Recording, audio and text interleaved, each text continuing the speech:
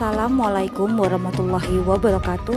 Perkenalkan, saya Dwi Astuti SPDSD, calon guru penggerak angkatan 7 dari SD Negeri Baru Rambat, Kota 3, Kabupaten Pamekasan. Inilah demonstrasi kontekstual modul 2.3 coaching untuk supervisi akademik. Perkenalkan, fasilitator CGP Angkatan 7 kelas 284, Bapak Dr. Andes Didik Siswanto MPD. Perkenalkan juga pengajar praktik CGP Angkatan 7 kelas 284A, Bapak Muhammad Nasirullah SSI Eskom MPD. Serta pengajar praktik CGP Angkatan 7 kelas 284B, Ibu Mafruha Firdaus SPD.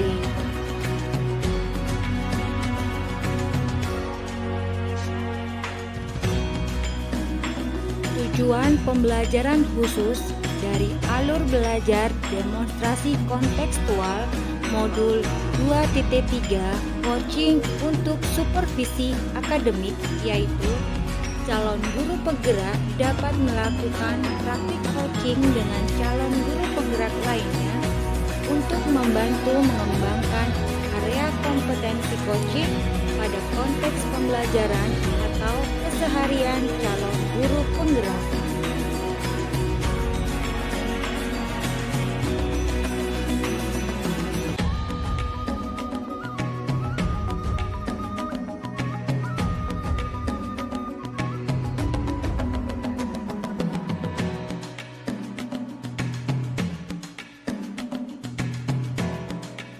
Perkenalkanlah, saya Dwi Astuti dari SD Negeri Baru Rambat Kota 3, Ibu Putri Etika Sari dari SDI Al Munawwarah, dan Ibu Umi Prihartining Tias dari SD Negeri Kanginan 1 berkolaborasi mendemonstrasikan kontekstual praktik coaching.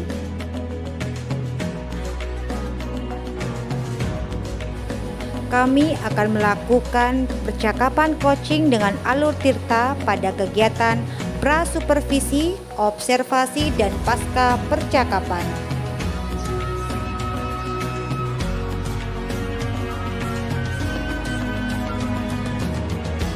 Kegiatan diawali dengan perkenalan peran dari masing-masing calon guru penggerak untuk melakukan percakapan coaching antara observer, coach, dan coaching.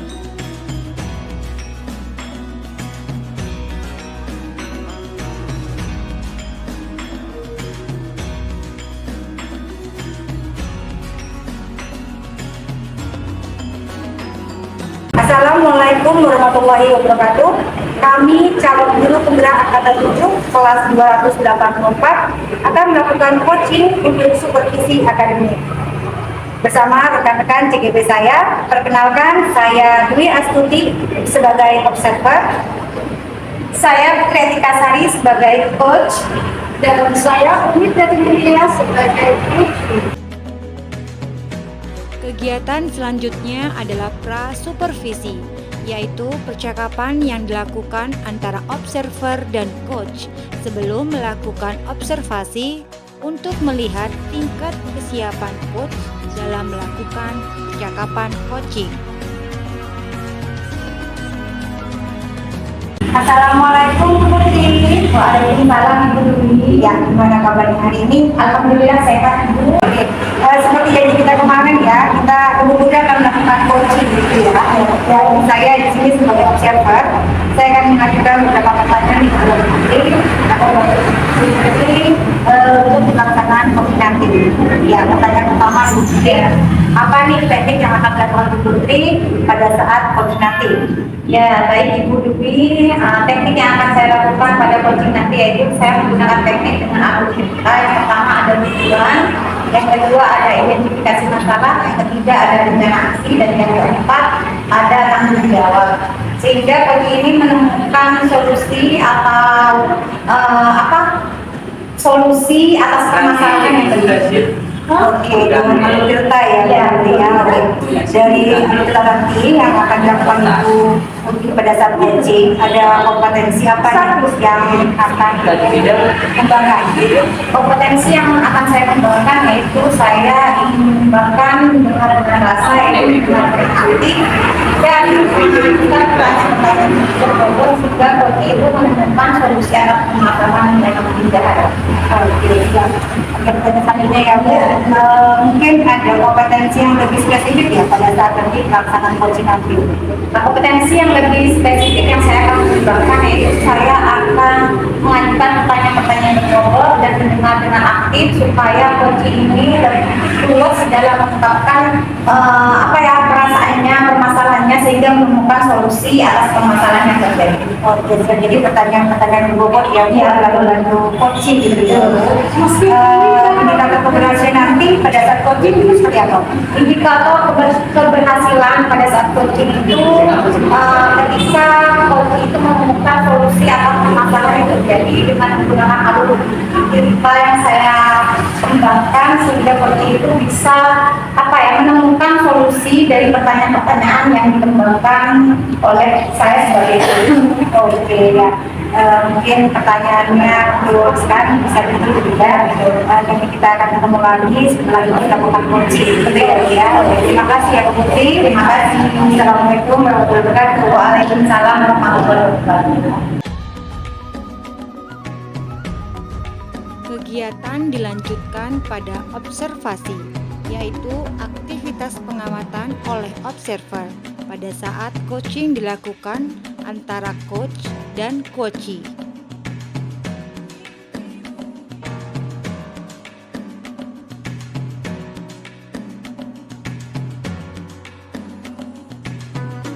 Assalamualaikum warahmatullahi wabarakatuh. Ibu Min, selamat siang. Waalaikumsalam warahmatullahi wabarakatuh. Selamat siang juga Ibu Putri. Bagaimana kabarnya hari ini, sehat? Alhamdulillah Ibu sehat. Bagaimana dengan Ibu Putri? Alhamdulillah saya juga sehat. Sesuai janji kita kemarin pada pertemuan kali ini, apa yang ingin Ibu bicarakan kepada saya? Baik Ibu, pada kesempatan kali ini sebenarnya ada sesuatu yang ingin saya sampaikan. Ini setelah masa saya di kelas itu, di mana saya mengikuti salah satu murid, dia selalu menangis itu ketika dia ditinggalkan oleh ibunya. Jadi dia setiap hari harus didampingi oleh ibunya. Jadi ketika ibunya meninggalkan sekolah, maka si anak ini menangis. Menurut saya, berdasarkan umurnya, seharusnya anak ini sudah mandiri. Oleh karena itu, saya ingin mencari solusi seperti itu. Jadi masalahnya Ibu Umi yaitu ada seorang anak yang masih terus bergantung pada ibunya ya gitu ya, ketika diantar ke sekolahnya anak itu menginginkan ibunya itu harus tetap di sekolah seperti itu ya Ibu ya. Iya betul sekali. Nah tentunya hari ini kita berbincang-bincang secara santai. Nah tujuan Ibu Umi dalam perbincangan kali ini apa yang dilakukan? Baik, tujuan dari pertemuan kali ini tentu saya ingin mencari solusi untuk masalah yang sedang saya hadapi saat ini. Saya ingin mencari solusi bagaimana langkah yang akan saya ambil untuk memecahkan permasalahan murid saya ini yang dia selalu menangis ketika dia ditinggalkan oleh ibunya. Oh jadi yang Ibu inginkan di akhir percakapan ini Ibu ingin mendapatkan solusi tentang anak tersebut supaya Ibu mandiri ketika anak itu ditinggalkan oleh ibunya ketika diantar ke sekolah itu, seperti itu. Iya, betul sekali. Baik Ibu Umi, saya ingin sedikit bertanya kepada Ibu Umi, anak yang mandiri itu seperti apa menurut Ibu Umi? Anak yang mandiri ya Ibu ya, kalau menurut pendapat saya yaitu anak yang dia melakukan segala sesuatu itu sendiri tanpa tergantung dengan orang lain. Jadi sekecil apapun dia lakukan sendiri. Itu yang menurut pendapat saya. Jadi menurut pendapat Ibu Umi, anak yang mandiri itu anak yang tidak tergantung pada apapun ya, sekecil apapun anak itu melakukan sesuatu dengan dirinya sendiri dulu ya. Iya. Nah, menurut Ibu Umi indikator seorang anak dikatakan mandiri itu seperti apa? Jadi contohnya yaitu anak yang dia berani di dalam kelasnya. Jadi dia tidak tergantung dengan orang lain, apalagi dia sampai menangis. Jadi indikator yang pertama yang saya tangkap dari percakapan ibu ini itu anak itu tidak menangis, tidak tergantung dari orang lain gitu ya ibu ya. Mengapa anak indikator apa saja yang menyebabkan anak itu menangis?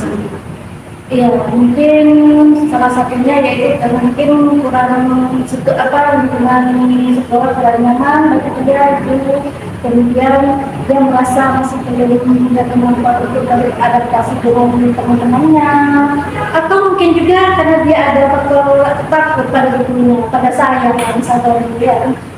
Berarti anak itu menangis karena tidak bisa atau masih belum beradaptasi dengan lingkungan dan juga teman-temannya ibu ya. Kira-kira ya apa yang ibu bisa lakukan supaya anak tersebut bisa beradaptasi dengan lingkungan dan juga teman-temannya? Langkah yang akan saya tempuh yaitu saya akan menciptakan suasana lingkungan kelas saya itu menjadi nyaman bagi anak saya. Wah, menarik sekali ya ibu ya. Untuk menciptakan lingkungan yang nyaman dan lingkungan belajar yang menarik itu seperti apa ya ibu lakukan? Baik, saya akan membuat kelas saya itu menjadi kelas yang literasinya mungkin akan lebih kreatif itu. Kemudian saya juga akan menemukan beberapa permainan efektif. Atau bisa saya memajang hasil karya menurut saya di papan pelajaran. Sehingga secara tidak langsung menurut saya itu akan merasa bangga dengan hasil karyanya dan akan lebih memotivasi mereka untuk lebih giat belajar lagi. Wah, menarik sekali ya ibu ya. Ibu akan menghias kelas, kemudian memasang hasil karya mereka di kelas dan juga akan mengadakan game edukatif ya ibu ya. Seperti itu ya ibu ya. Nah, tadi berhubungan dengan lingkungan belajar yang nyaman dan aman. Sekarang supaya anak itu bisa beradaptasi dengan teman-temannya itu bagaimana yang ibu lakukan? Baik, saya mungkin akan berencana untuk menerapkan pembelajaran sosial dan emosional di kelas saya dengan cara menggabungkan pembelajaran serta membentuk budaya positif. Kemudian iklim yang kondusif di dalam kelas saya. Jadi ibu akan nantinya akan mengintegrasikan pembelajaran SD ya, pembelajaran sosial emosional di kelas sehingga menciptakan iklim yang positif dan budaya sekolah yang positif seperti itu ya ibu.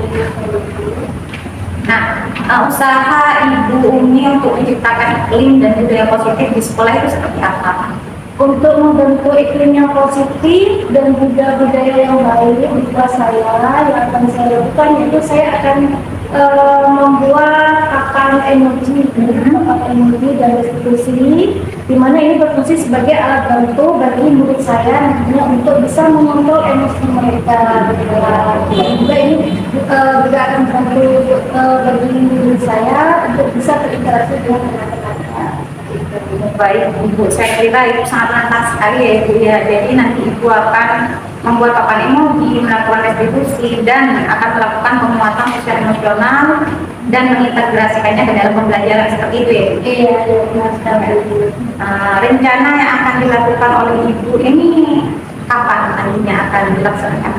Besok saya akan langsung ke dalam itu. Saya akan membuat video kelas itu saya akan menghilangkan beberapa permainan edukatif dan saya juga akan mengajak siswa saya untuk memasang sendiri karya yang mereka buat di papan.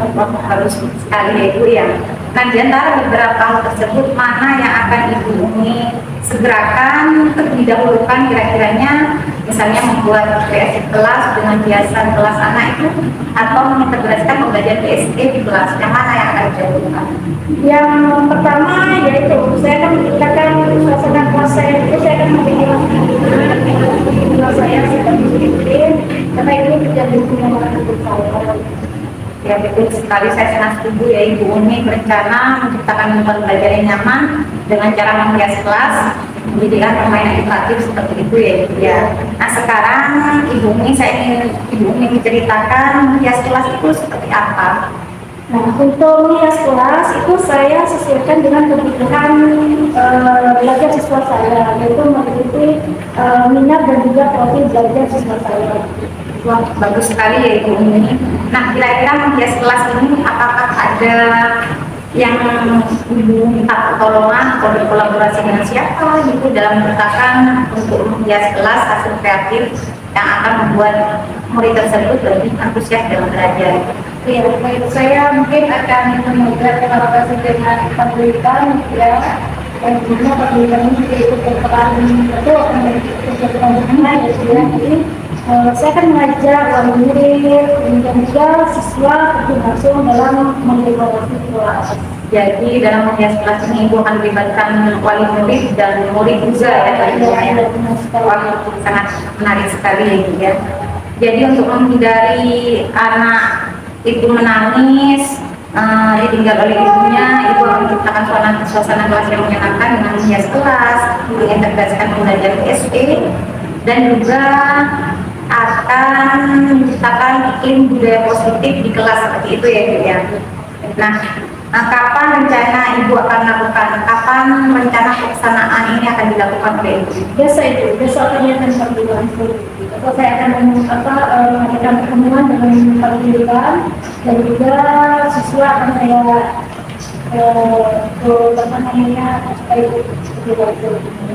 Baik Ibu ini, saya sangat antusias sekali bagaimana hasilnya rencana Ibu ini. Yang direncanakan itu semoga berjalan dengan lancar ya Ibu. Jadi nanti kita akan bertemu lagi seminggu lagi ya, kita akan ngobrol lagi dengan santai hasil dan rencana Ibu ini yang sudah direncanakan kali ini bagaimana hasilnya, kita bisa bicara santai. Oke Ibu. Baik Ibu, terima kasih atas waktunya Ibu. Terima kasih sama-sama Ibu. Assalamualaikum warahmatullahi wabarakatuh. Waalaikumsalam warahmatullahi wabarakatuh.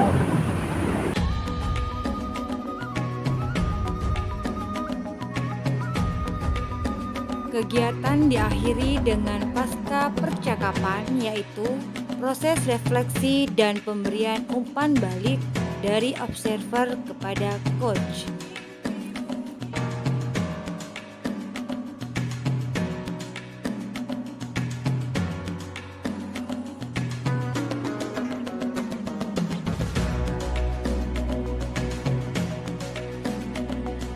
Assalamualaikum Bu Putri. Waalaikumsalam Ibu Dwi. Iya, alhamdulillah ya, coaching sudah dilaksanakan. Ya, alhamdulillah Ibu. Bagaimana nih perasaannya Bu Putri sekarang? Alhamdulillah perasaan saya itu lega dan puas karena Koci menemukan ide kreatif sehingga menemukan solusi dan dari permasalahan tersebut. Iya. Apa yang sudah dilakukan Bu Putri tadi agar coachingnya berjalan dengan lancar? Dalam kegiatan coaching yang saya lakukan yaitu saya menggunakan alur cerita dengan tujuan, identifikasi masalah, rencana aksi, dan tanggung jawab. Saya juga mendengarkan dengan rasa, yaitu mendengarkan dengan aktif dan menanyakan pertanyaan berbobot sehingga coach itu menemukan ide kreatif sehingga menemukan solusi atas permasalahan yang terjadi. Iya, tadi saya juga sudah mengobservasi Bu Putri dari kegiatan coachingnya. Saya melihat memang pertanyaan berbobot yang sudah diberikan Bu Putri itu sudah baik ya, sehingga coaching itu sudah tergiring gitu ya untuk menemukan solusinya. Dan Bu Putri juga sudah fokus pada pemaparan yang dilakukan oleh coaching. Ya. Oke, kompetensi apa lagi nih yang mungkin nanti akan dikembangkan Bu Putri dari kegiatan coaching tadi? Ya, kompetensi yang akan saya kembangkan itu saya akan lebih fokus mendengar dengan rasa, yaitu mendengar dengan aktif dan mengajukan pertanyaan berbobot sehingga coach itu bisa menemukan solusi atas permasalahan yang terjadi. Dan saya juga akan melakukan praktik dengan kegiatan di sekolah seperti praktik cooking dengan rekan sejawat, dengan murid, bahkan dengan orang tua dari murid tersebut. Oke, semoga dengan coaching memberdayakan komunitas coaching ini, Ibu Putri bisa membantu rekan sejawat Putri, murid ataupun dengan orang murid ya. Oke, sampai ketemu lagi ya Bu Putri. Ya, Oke, Bu Putri, terima kasih. Ya, sama-sama Bu Putri. Assalamualaikum warahmatullahi wabarakatuh. Waalaikumsalam. Itulah demonstrasi kontekstual modul 2.3 coaching untuk supervisi akademik yang telah saya laksanakan. Terima kasih, Guru Bergerak Indonesia Maju. Wassalamualaikum warahmatullahi wabarakatuh.